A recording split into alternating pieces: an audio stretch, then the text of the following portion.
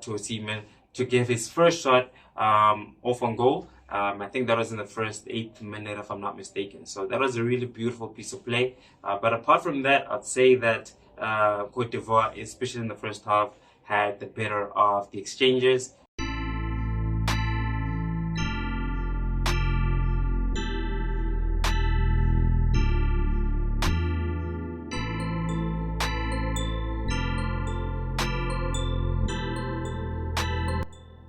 Hello and welcome to, well, I guess it's still today's episode of the Corner Flag, but we're only a few hours in, and yeah, we're just reviewing the match that we just watched. Ivory Coast, of course, versus Nigeria, and we were really treated to a spectacle of a match. Really showed that we know it has some really high quality players on the field in that game, of course, and the hosts coming up short, and Nigeria, of course, snatching the win off of Ivory Coast rather, of course, with the penalty, and the skipper captain Trusty Kwang, of course, converting that to make it 1-0, and that was enough to win them the game and all 3 points as well. And now Nigeria are even with, is it Equatorial Guinea? And yeah, they're even with 4 points, and Nigeria of course are putting themselves in a good position. Ivory Coast, I believe, are in 3rd place, if I'm not mistaken.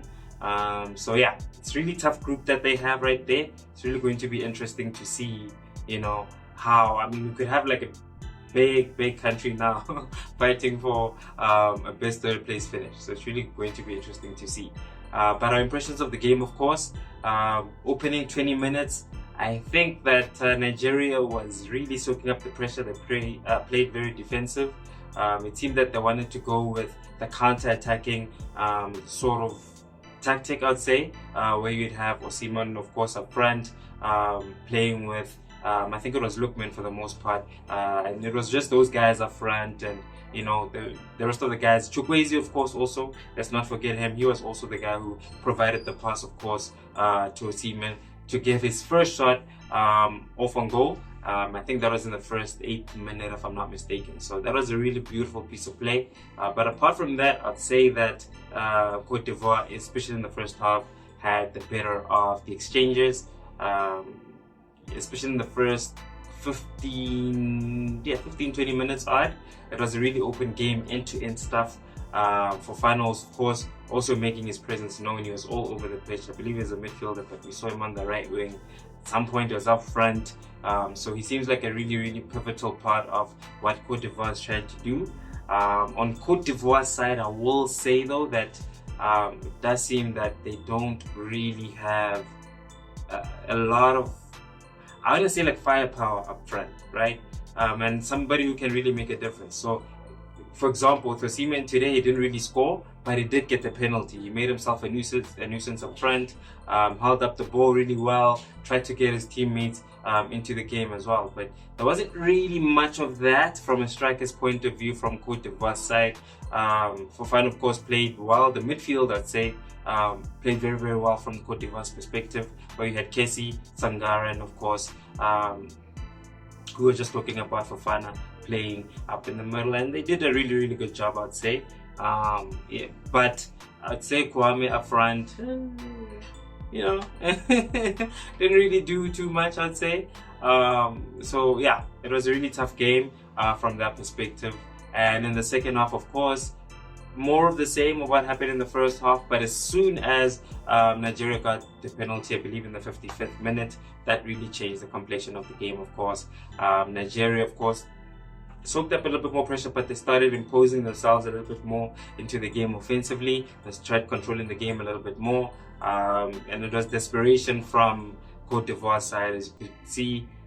Yeah, as I said, the strike force wasn't really troubling that much. It was more so the defense, the midfield trying to do everything at this point. So, you know, there was a substitution, a triple substitution at some point. We saw Nicolas Pepe come on, Bamba as well. But you know, not really much that I could say that they offered. I mean, there were a few runs here and there, but it was still really more so up to the midfield at that point. Nigeria being a class team, of course, they knew how to control the game. Trostikong scored the penalty, but was also pivotal in the defense, made sure to protect the goalkeeper and, you know, try and get rid of any kind of trouble that was like facing you know, the Nigerian defense at that point. So they did really, really well. You know, Aina as well, and the number 3, really forget his name, but you know, the Nigerian defense as a whole played really, really well. They played compact, and one thing I'd say I was wrong about from a previous video was more so that actually Nigeria played more as a unit rather than Ivory Coast, which is something I was not really expecting, because Nigeria does have a lot of star players, I'd say, so sometimes it's difficult for them to gel. I'd say that especially in the first half, Iwobi as well, good player, but he was missing. He was playing a little bit too deep, didn't really connect too well with Lookman and Osimhen up front, so there was that link that was missing in the beginning. But apart from that, they played a stellar game. Congratulations to the Super Eagles, of course. Hard luck to the host nation, but they played really, really well. All to play for still in this group. It's a really, really tough group, and we're looking forward to the next one. And we are going to, of course, be looking at our next game, where Egypt will be taking on Ghana. So you will be catching us in the next video for that. Keep tuned.